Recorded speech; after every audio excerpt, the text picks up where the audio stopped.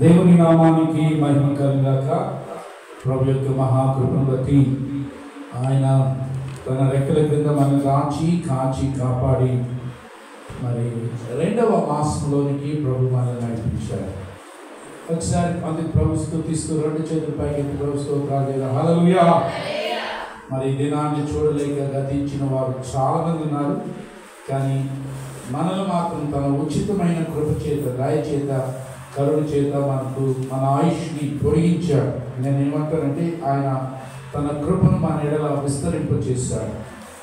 అందుకు ఈ ఉదయకాల సమయంలో కొద్ది నిమిషాలు మరి ప్రభుని ఆరాధించుదాం. ఈ ఉదయకాల సమయంలో why should we worship Jesus? Yesu Kristu ప్రభుని మనం అసలు ఎందుకు ఆరాధించాలో ఒక అద్భుతమైన సత్యం బైబిల్లో ఈ ఉదయకాల సమయంలో నేను మీకు జ్ఞాపకం చేస్తాను. బైబిల్స్ ఉంటే ప్రకటన గ్రంథము 8వ అధ్యాయాన్ని తీయండి. ప్రకటన గ్రంథము 8వ అధ్యాయాన్ని తీయండి. 8వ అధ్యాయంలో 3-4 వచనాలు మనందరం కలిసి చదువుకుందాం. అక్కడ why should we worship Jesus? Yesu Kristu ప్రభుని అసలు మనం ఎందుకు ఆరాధించాలో అక్కడ ఒక అద్భుతమైన సత్యం ఉంది. దాన్ని గ్రహించి ఈ ఉదయకాల సమయంలో ప్రభుని ఆరాధించుదాం. చూడండి, ప్రకటన గ్రంథం 8వ అధ్యాయం 3-4 వచనాలు అందరము కలిసి చదువుకుందాం. మరియు సువర్ణ ధూపార్తి చేత పట్టుకొని ఉన్న వేరొక దూత వచ్చి బలిపీఠం ఎదుట నిలువగా, సింహాసనం ఎదుట ఉన్న సువర్ణ బలిపీఠం పైన పరిశుద్ధులందరి ప్రార్థనలతో కలుపుటకై అతనికి బహు ధూప ద్రవ్యములు ఇయ్యబడిను. అప్పుడు ఆ ధూప ద్రవ్యముల పొగ పరిశుద్ధుల ప్రార్థనలతో కలిసి దూత చేతుల నుండి పైకి లేచి దేవుని సన్నిధికి చేరెను. ఈ మాటలు చదువుతున్నప్పుడు ఇక్కడ యేసు ప్రభు కనబడట్లేదు కదా అని మీకు అనిపిస్తుంది. కానీ యేసు క్రీస్తు ప్రభు మనకు చేసిన మేలేంటో ఆ వచనాల్లో దాగి ఉన్న విషయాలను నేను మీకు చెప్తాను. అవి అర్థం చేసుకున్నప్పుడు why should we worship Jesus? Yesu ప్రభుని ఎందుకు ఆరాధించాలో మీకు అర్థమవుతుంది ప్రియులారా. మరి ఈ ప్రకటన గ్రంథంలో ప్రత్యేకంగా 3 విషయాలు కనబడతాయి. 7 ముద్రలను గుర్చిన విషయం, 7 బోర్లను గుర్చిన విషయం, 7 పాత్రలను గుర్చిన విషయం. 7 ముద్రలు 7 దూతలు విప్పుతారు. 7 బోర్లు 7 దూతలు ఊదుతారు. 7 పాత్రలు 7 దూతలు కుమ్మరిస్తారు. అయితే మనం చదివిన లేఖన భాగంలో వేరే ఒక దూత అనే మాటని మనం చూస్తూ ఉన్నాం. ఎందుకంటే పిల్లరా 8వ అధ్యాయం స్టార్టింగ్లోనే 7వ ముద్ర విప్పినప్పుడు పరలోకములో అర్ధగంట సేపు నిశ్శబ్దమని, ఆ తరువాత బోర్లు ఊదటానికి 7 దూతలు సిద్ధంగా ఉన్నారని విన్నాం. అయితే 3-4 వచనాలు కనబడుతున్న ఒక చక్కని సంఘటన ఏంటంటే వేరే ఒక దూత సువర్ణ ధూపార్తిని పట్టుకుని దేవుని సన్నిధిలో నిలబడి ఉండగా, సింహాసనం నుండి సువర్ణ బలిపీఠం మీద ఉన్న పరిశుద్ధుల ప్రార్థనలకు ధూప ద్రవ్యమును కలపమని మరి ధూప ద్రవ్యాల్ని అందించినప్పుడు ఆ దూత పరిశుద్ధుల ప్రార్థనలకు ఆ ధూప ద్రవ్యాలు కలిపి ఆ పొగను దేవుని సన్నిధికి తీసుకుని వెళ్ళినట్టుగా మనం అక్కడ చూస్తూ ఉన్నాం. వాస్తవంగా మనం పాత నిబంధన చూస్తున్నప్పుడు ఇది ప్రధాన యాజకుడు చేస్తాడు. ప్రధాన యాజకుడు ఏం చేస్తాడంటే సువర్ణ ధూపార్తిని తీసుకుని ప్రజల పాప పరిహారార్థమై మరి ప్రార్థించడానికి, రక్తాన్ని చెందించడానికి, ధూపం వేయడానికి సంవత్సరంలో ఒకమారుగా అతి పరిశుద్ధ స్థలంలోనికి వెళ్తాడు. వెళ్ళినప్పుడు ఆ ధూపాన్ని వేసి ప్రజల మరి పాప పరిహారార్థమైన బలిని, రక్తాన్ని, బూడిదను తీసుకొచ్చి వారి మీద చల్లినప్పుడు వారు పవిత్రులు అవుతున్నట్టుగా మనం పాత నిబంధనలో చూస్తూ ఉన్నాం. అయితే ప్రియులారా ఇక్కడ వేరొక దూత ఎవరు అన్న ప్రశ్న ఉంది. ఇక్కడ పరిశుద్ధుల ప్రార్థనలు ఎవరివి అన్న ప్రశ్న ఉంది. 3వది ధూప ద్రవ్యము ఏంటి అన్నది 3 ప్రశ్నలు కనబడుతున్నాయి. అయితే ఈ వచనాలు మనం చదువుతున్నప్పుడు కంప్లీట్గా మనకు కనబడుతున్న చరిత్ర ఏంటంటే ఇది ప్రధాన యాజకుడు చేస్తున్న పనిగా మనకు కనబడుతుంది.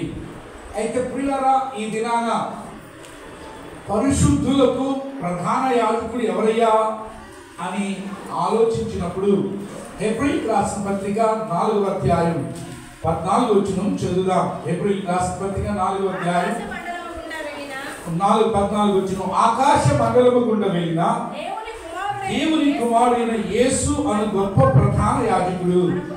ఎవరంటే ఈ ప్రధాన యాజకుడు? ఏమండి, వేరొక దూత ధూపార్తిని పట్టుకున్నట్టే మరి ప్రధాన యాజకుడికి సాదృశ్యం. ఆ ప్రధాన యాజకుడు ఎవరయ్యా అంటే మన ప్రభు అయిన యేసు క్రీస్తు. అయితే అక్కడ అంటాడు, బలిపీఠం ఎదుట నిలువబడి. మరి యేసు క్రీస్తు ప్రభు వారు సర్వమానవాళి కొరకు ఏమని సిలువ అనే బలిపీఠం మీద ఆయన నిలబడ్డాడు. అయితే ఇక్కడ కనబడుతున్న వచనాలు ఏంటంటే, ఆ బలిపీఠం మీద నిలబడిన ఆయన ఏం చేశాడట? సువర్ణ బలిపీఠం మీద పరిశుద్ధుల ప్రార్థనలతో కలపమని ధూప ద్రవ్యాన్ని ఇచ్చినప్పుడు దాన్ని తీసుకుని వెళ్ళి ఏమండి పరిశుద్ధుల ప్రార్థనలతో కలిపి దేవుని సన్నిధికి చేర్చను అన్న మాటను చూస్తున్నాం. అంటే ఇక్కడ మనం అర్థం చేసుకోవాల్సింది ఏంటంటే, మరి సువర్ణ బలిపీఠం పైన ఉన్న పరిశుద్ధులు ఎవరు? ఏమండి, సువర్ణ బలిపీఠం మీద ఉన్న పరిశుద్ధులు ఎవరు? ఎందుకంటే సువర్ణ ధూపార్తిని పట్టుకున్న ప్రధాన యాజకుడు యేసు క్రీస్తు ప్రభు అని మనకు అర్థమైంది. అయితే ప్రియులారా, ఈ సువర్ణ బలిపీఠం మీద ఉన్న పరిశుద్ధులు ఎవరు? ఆ ప్రార్థనలు ఎవరండి పరిశుద్ధులు ఎవరు? అరే, దాన్ని చెప్పడానికి సంకోచిస్తున్నారండి. యేసు క్రీస్తు రక్తము చేత కడగబడిన ప్రతి వ్యక్తి పరిశుద్ధుడు. ఎందుకంటే 1 యోహాను రాసిన పత్రిక 1వ అధ్యాయం 7వ వచనం మనందరికీ తెలుసు. యేసు క్రీస్తు రక్తము ప్రతి పాపముల నుండి మనల్ని ఏం చేస్తుందంట? పరిశుద్ధులుగా చేస్తుంది, పవిత్రులుగా చేస్తుంది. కాబట్టి పరిశుద్ధులు అంటే ఎవరో కాదు, ఆయన రక్తము చేత కొనబడిన వారు, కడగబడిన వారు. కాబట్టి అందులో మనం పాలిభాగస్తులు కదండి. We are all holy people. ఇంకా మీకు అర్థం అవ్వాలంటే ఇంకొక వచ్చిన మీకు జ్ఞాపకం చేస్తాను. చీకటిలో నుండి ఆశ్చర్యకరమైన వెలుగులోనికి పిలిచిన వారి గుణాతిశయములను ప్రచురము చేయ నిమిత్తం ఆయన మనల్ని ఏం చేశాడంట? పరిశుద్ధ జనాంగముగా చేశారు కదా. దేవుని సొత్తైన ప్రజలుగాను, ఏర్పరచబడిన వంశులుగాను, రాజులైన యాజక సమూహంగాను పరిశుద్ధ జనాంగంగా చేశాడు. సో ప్రియులారా, ఇక్కడ పరిశుద్ధులు ఎవరు అంటే యేసు రక్తము చేత కడగబడినవారు. ఇప్పుడు ప్రశ్న వినండి, పరిశుద్ధులు ఏం చేస్తారు? ప్రార్థనలు చేస్తారు. పరిశుద్ధులు ఏం చేస్తారు? ప్రార్థనలు చేస్తారు. అయితే ఇప్పుడు ఇక్కడ జాగ్రత్తగా విన్నాను, చాలా జాగ్రత్తగా ఇక్కడ లాజిక్ ఉంది. పరిశుద్ధుల ప్రార్థనలతో ధూపద్రవ్యాలు కలపడం ఏంటి? ఏమండి, పరిశుద్ధుల ప్రార్థనలతో ధూపద్రవ్యాలు కలపడం ఏంటి? ఓకే, మీకు అర్థం అవడానికి రోమిలికి రాసిన పత్రిక 8వ అధ్యాయం, రోమిలికి రాసిన పత్రిక 8వ అధ్యాయం 26వ వచనం చూద్దాం. అటువలే ఆత్మయు మన బలహీనతను చూచి మనం ఎవరమంట? బలహీనులవి. నెంబర్ 1 అక్కడ గుర్తించాల్సింది చదువున్నాను. చున్నాడు ఏలయనగా మనము యుక్తముగా ఎలాగూ ప్రార్థన చేయవన్నో. రెండో విషయం వినండి. ఒకటి, మనం బలహీనులవి. 2, మనకు ప్రార్థన చేయటం తెలియదు. జాగ్రత్తగా ఇప్పుడు చెప్తాను. అక్కడున్న పరిశుద్ధుల ప్రార్థనలు ఎవరు? ఆ ప్రార్థనలతో ధూప ద్రవ్యాలు ఎందుకు కలుపుకున్నారంటే మనకు ప్రార్థన చేయటం తెలియదు, మనం బలహీనులు. మన ప్రార్థనలు ప్రార్థనలు ఎలా ఉంటాయి? బలహీనంగానే ఉంటాయి. ఏంటి బలహీనతలు అంటే జాగ్రత్తగా వినండి. ఏంటి బలహీనతలు అంటే లోపల కుళ్ళు, కక్ష, అసూయ ఉంటుంది. కానీ 2 చేతులు ఎత్తి మనం ఏం చేస్తాం? ప్రార్థన చేస్తాం. లోపల ఓరవని తనం ఉంటుంది, కానీ మనం ఏం చేస్తాం? ప్రార్థన చేస్తాం. లోపల డబ్బు ఉంటుంది, అయినా మనం ఏం చేస్తాం? ప్రార్థన చేస్తాం. అంటే ఇప్పుడు మనం చెప్పండి, మన ప్రార్థన సరైనయా కాదా? ఏమండి, ఇంకొక మాట చూపిస్తాం. తిమోతికి రాసిన మొదటి పత్రిక 2వ అధ్యాయం 8వ వచనం చదువు.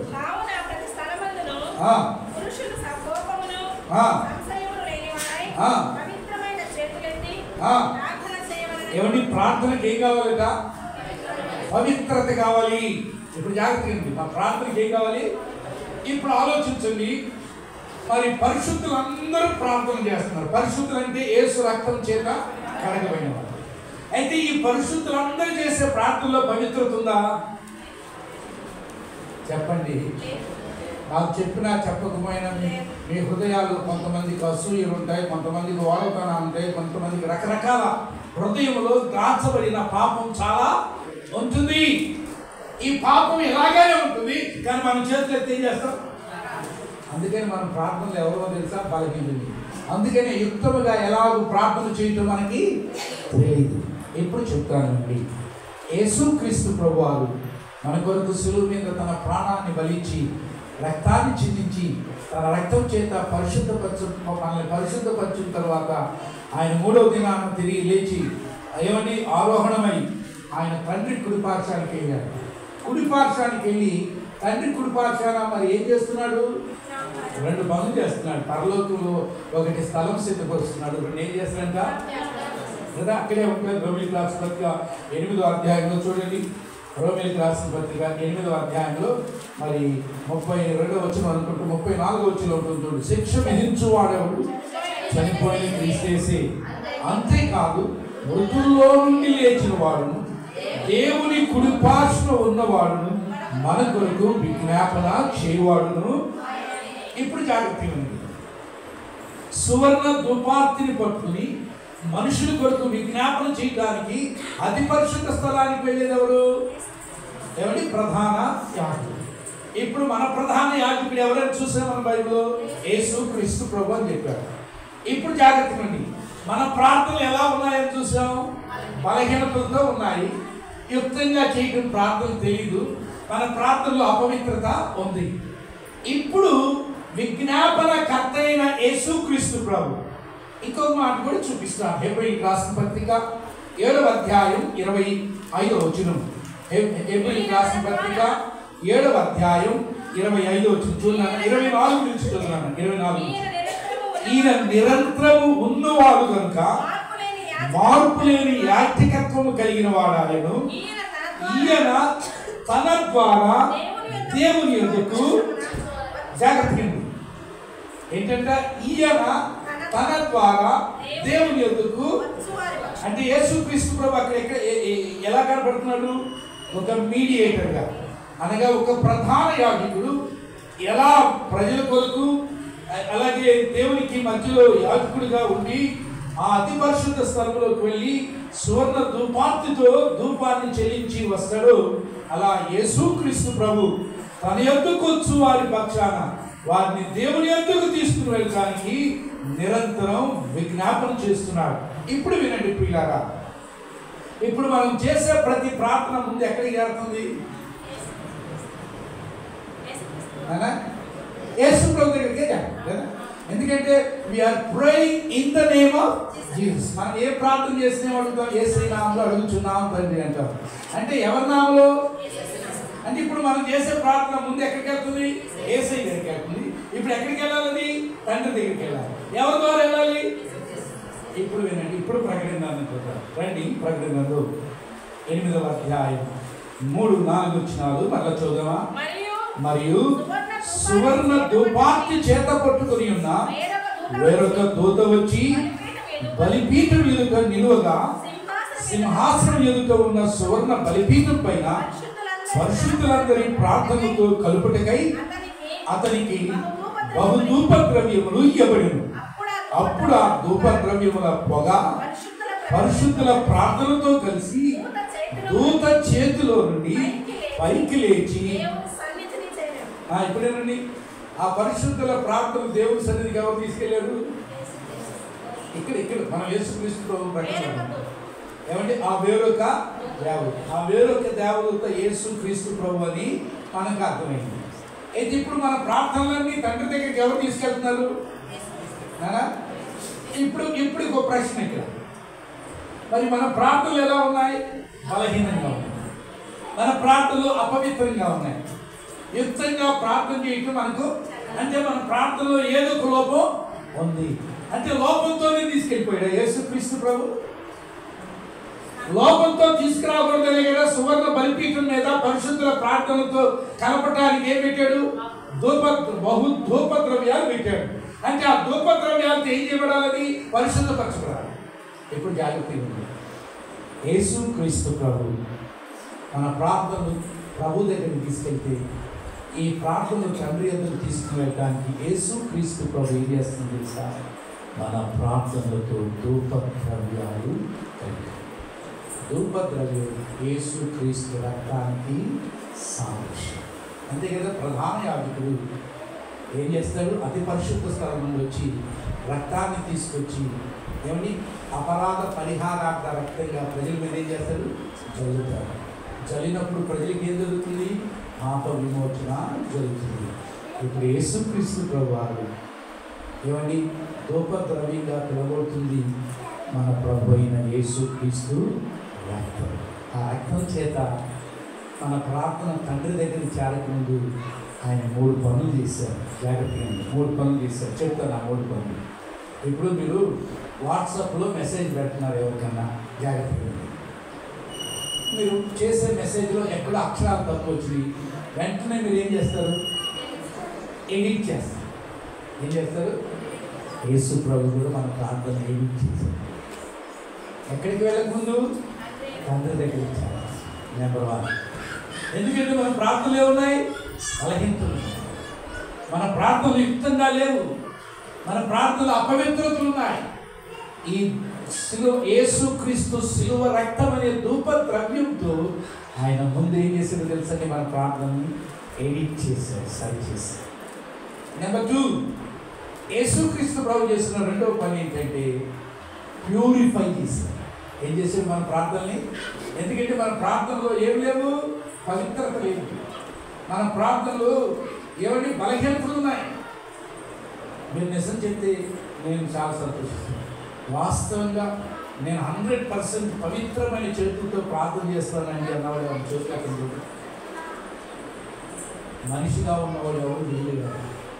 ఏదో కొన్ని, ఎందుకంటే పౌలు గారే చెప్పాడు, ఎవరిని మేలైనది చేయాలన్న కోరిక నాకున్నా నేను దాన్ని చేయలేకపోతున్నాను ప్రభు అన్నాడు. ఎందుకంటే నాలో పాప నియమము పనిచేస్తుంది.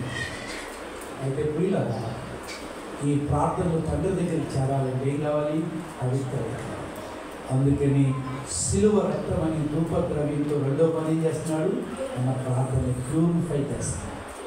3వది ఇంగ్లీష్లో అంటారు ఫ్లాలెస్ అంటారు. ఫ్లాలెస్ అంటే నిర్దోషపు స్థితి అంటారు. నిర్దోషపు స్థితి అంటే మన ప్రార్థనలు ఏం చేస్తుంది తెలుసా? ఆ ప్రార్థనలో ఉన్న దోషాలన్నిటిని తీసివేసి, ఎందుకంటే మనం ప్రార్థన చేసేటప్పుడు మన ప్రార్థన దోషాలు చెప్తానండి. ఏమనుకోలేదు, నా ప్రార్థన మెచ్చుకోవాలని అబ్బో ఎన్ని రకాల భాషలతో ఒకే మాటని ఎన్ని రకాలుగా వక్రీకరించి ప్రార్థన చేస్తాం కదా. ప్రార్థన ఒకటే, నన్ను దీవించయ్యా, నన్ను ఆశీర్వదించే, రెండు ఒకటే కాదు. ఇట్లా రకరకాల పదాలు. ఎందుకంటే నా ప్రార్థన మెచ్చుకోవాలి. మెచ్చుకోవడం కాదు, అది దేవుని దృష్టిలో ఏంటో తెలుసా? దోషం. ఏమండి 2 సార్లు ఎవరికి చెప్తాడు? వినపడినోడు చెబుతోడికి అయితే 2 సార్లు చెప్తాడు. వినపడేవాడికి ఎన్నిసార్లు చెప్తాడు? అంటే ఇలా మనకు తెలియకుండానే మన ప్రార్థనలు ఎన్ని దోషాలు ఉంటాయి. కానీ ఆయన మనల్ని వ్యతిరేకిస్తా. ఆయన ఏం చేస్తున్నాడు? మన దోషాన్ని నిర్దోషమైనదిగా మార్చి ఇప్పుడు ఎక్కడికి తీసుకెళ్తున్నారు అండి? అర్థమైంది. ఇప్పుడు ఏసైని ఎందుకు ఆరాధించాలో మన ప్రధాన యాజకుడిగా. ఇంకో మాట కూడా చెప్తాను, భౌతికంగా ఉన్న ప్రధాన యాజకుడు ఈ పని చేయాల, ఎడిట్ చేయాల, ఏమండి ప్యూరిఫై చేయాల, దోషము లేని వాటిగా చేయాల. ఆయన ఏ పాటికి నేను నిర్దోషంగా ఉంటే చాలు, ప్రజలు ఎట్లున్నా పర్వాలేదు అనుకున్నాడు. కానీ యేసుక్రీస్తు ప్రభువు మన పరిశుద్ధుల ప్రార్థనని శిలువ రక్తమైన ధూపద్రవ్యంతో ఎడిట్ చేశాడు, ప్యూరిఫై చేశాడు, ఫ్లాలెస్ చేశాడు, సరిచేశాడు, పవిత్రపరిచాడు, నిర్దోషపు స్థితిని తీసుకొచ్చి ఎప్పుడు దేవుని దగ్గర తీసుకెళ్ళాడు. ఇప్పుడు చెప్పండి, దేవుడు అంగీకరిస్తాడా? అంగీకరించరా? నేను ఒక మాట చదివి ఆరాధన తీసుకెళ్తాను. 59 యెషయా గ్రంథం 59 1-2 వచనాలు చదవండి. 1-2 వచనాలు. రక్షింపనేరకొన్నట్లు యెహోవా హస్తము కొరచకాలేదు, విననేరకయున్నట్లు ఆయన చెవులు మందము కాలేదు. జాగ్రత్తగా విన్నాను. మీ దోషములు మీకును దేవునికి అడ్డముగా వచ్చెను, మీ పాపములు ఆయన ముఖమును మీకు మరుగుపరిచెను గనుక ఎందుకు ఆలకించలేనుక. అర్థమైందా? ప్రార్థనలో దోషం ఉంటే అవి దేవుడు అంగీకరించుకుంటాడు. ప్రార్థనలో పవిత్రత లేకపోతే దేవుడు వాటిని అంగీకరించదు. ప్రార్థన ఎడిట్ చేయకపోతే అవి ఆయన అంగీకరించడు. అంటే ఈ ఉదయకాల సమయంలో ఆలోచిద్దాం పిల్లరా. మన ప్రధాన యాజకుడిగా ఆయన కలువరి శిలువలో కార్చిన ఆయన రక్తం చేత మన ప్రార్థనలు తండ్రి యొద్దకు చేరకముంది. ఎందుకంటే తండ్రి యొద్దకు చేరితే ఎస్ అన్న చెప్పాలి, నో అన్న చెప్పాలి. నో అని చెప్తే మన ప్రార్థన నరకానికి వెళ్తుంది, ఎస్ అని చెప్తే మన ప్రార్థన నిత్య జీవానికి వెళ్తుంది. ఏమని ఈ రెండిట్లు ఏది కావాలంటారు? ఎస్ఏ కావాలి. నో అని ఎవరిని తండ్రి అనకూడదని యేసుక్రీస్తు ప్రభు ఏమండి తన రక్తము అనగా ధూపద్రవ్యంగా పిలువబడుతున్న యేసు రక్తముతో పరిశుద్ధుల ప్రార్థనను, ఆ సువర్ణ బలిపీఠం మీద పెట్టబడిన పరిశుద్ధుల ప్రార్థనలను కడిగి పరిశుద్ధపరిచి పవిత్రపరిచి ఎడిట్ చేసి నిర్దోషిగా తండ్రి దగ్గరికి తీసుకురాడు. ఇప్పుడు తండ్రి ఏమంటాడు? అవును ఆమేన్ అంటాడా లేదా? ఎందుకంటే ఇప్పుడు ఇలాగా ఉదయకాల్సింది మాట చెప్పి నేను ముగిస్తున్నాను. యేసుక్రీస్తుని ఎందుకు ఆరాధించాలంటే ఆ భాగంలో మనం జ్ఞాపకం చేసుకోవాల్సింది మన కొరకు ఈ భూమి మీదకి దిగి వచ్చిన ప్రధాన యాజకుడు యేసుక్రీస్తు. మన కొరకు ఈ భూమి మీదకి దిగొచ్చి పనిచేశాడు. అంతేకాదు ఆరోహణమై మరలా తండ్రి కృపాశానికి వెళ్ళాక మన కొరకు నిత్యము విజ్ఞాపన చేస్తున్నవాడు యేసుక్రీస్తు. అయితే హెబ్రీ పత్రికలు మనం చదివాం కదా, ఏమండి నిరంతర యాజకుడిగా తన యొద్దకు వచ్చి వారిని దేవుని యొద్దకు తీసుకుని వెళ్ళటానికి ఏమండి సంపూర్ణంగా ఎడిట్ చేసి ప్యూరిఫై చేసి దోషం లేనిదిగా చేసి మన ప్రార్థనలను తండ్రి యొద్దకు తీసుకుని వెళ్తున్నవాడు మన ప్రభు అయిన యేసుక్రీస్తు. ఈరోజు మన ప్రార్థనలు ఆలకించబడుతున్నాయంటే, ఈరోజు మన ప్రార్థనలు అంగీకరించబడుతున్నాయంటే, మన ప్రార్థనలను దేవుడు విని అవసరత తీర్చబడుతున్నాయంటే అది మన బలిమి కాదు, మన కలిమి కాదు, మన మంచితనం కాదు. దాన్ని తీసుకెళ్ళిన వాడెవరు? మన ప్రభు అయిన యేసుక్రీస్తు. ఇప్పుడు మీకు అర్థమైంది ఎందుకు ఆరాధించాలి అంటే నీ ఎడల నా ఎడల ఎంత ప్రేమ గలవాడు.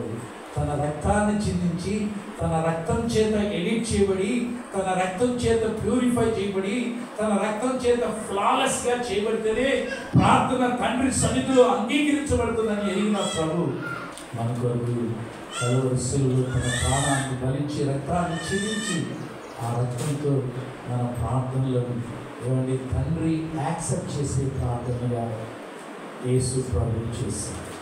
ఇప్పుడు చెప్పండి ఏమని చెప్పాలి? ఆయనకి ఏమి ఇస్తే ఆయన తీసుకోవాలి? కనబడే మనిషి అయితే థ్యాంక్ యూ బ్రదర్ అంటారు, థ్యాంక్ యూ సిస్టర్ అంటారు. కానీ యేసయ్య ఎంత మేలు చేసిన ఎవరు లేదు. ఎందుకంటే యెషయా గ్రంథంలో ఆ మాట మీకు నేను క్లియర్గా చూపించాను. అక్కడ ఏమంటాడు? ఏమిటి యెషయా గ్రంథంలో 59వ అధ్యాయం 2వ వచనం అంటాడు, కనుక ఆయన ఆలకింపక దేనిని బట్టి అంట? మీ దోషమును బట్టి మీ పాపం. కానీ యేసుక్రీస్తు ప్రభు ఏం చేశాడు సార్? తన రక్తం చేత వీటిని తొలగించి మన ప్రార్థన ఆయన ఆలకించేటట్టు చేశారు. అందుకు ఈ ఉదయకాల సభలు ప్రియ అన్న అక్క తమ్ముడు చెడు మనందరం మోకరించి ప్రభుని ఆరాధించున్నాము. మోకరించున్నాము. యోగ్యుడవో యోగ్యుడవో యేసు ప్రభు నీవే యోగ్యుడవో యోగ్యుడవో యోగ్యుడవో యేసు ప్రభు నీవే యోగ్యుడవో గెలచిన యోధులారో, మరణము గెలచిన యోధులారో, నా జీవితమున పూజ్యుడవో, నా జీవితమున పూజ్యుడవో, యోగ్యుడవో, యోగ్యుడవో, యేసు ప్రభు నీవే యోగ్యుడవో. చూద్దామా? గొర్రె పిల్లవై యాగమైతివి, సిలువయందే పాపమైతివి. గొర్రె పిల్లవై యాగమైతివి, సిలువయందే పాపమైతివి. శిరమును వంచి కరములు జోడించి, శిరమును వంచి కరములు జోడించి, సేవించెదనిను యేసు ప్రభు, సేవించెదనిను యేసు ప్రభు. యోగ్యుడవో, యోగ్యుడవో, యేసు ప్రభు నీవే యోగ్యుడవో. నిజమే, ఉదయకాలంలో మన ప్రార్థనలను తండ్రి ఎదుగు చేర్చడానికి యోగ్యుడైన వాడు యేసుక్రీస్తు ప్రభువే. అందుకని మన ఆరాధనకు కూడా యోగ్యుడైన వాడు ఆయన. ఎందుకంటే మన ప్రార్థనలు తండ్రి ఎదుగు చేర్చబడటానికి ధూపద్రవ్యం చేత అది శుద్ధీకరించబడాల్సి వస్తే యేసుక్రీస్తు ప్రభు తన రక్తాన్ని ధూపద్రవ్యంగా చెల్లించి మనం సరిచేశాడు, మనల్ని పరిశుద్ధపరిచాడు, మనల్ని దోషులుగా చేశాడు. ఈ మాటలు అర్థమైంది. నేను ప్రభువుని వ్యక్తిగతంగా ఆరాధించాలన్న ఆశ కలవాలంటే సమయం చాలా కొద్దిగా ఉంది. త్వరగా ప్రభువుని స్తుతించి ఆరాధించాలి.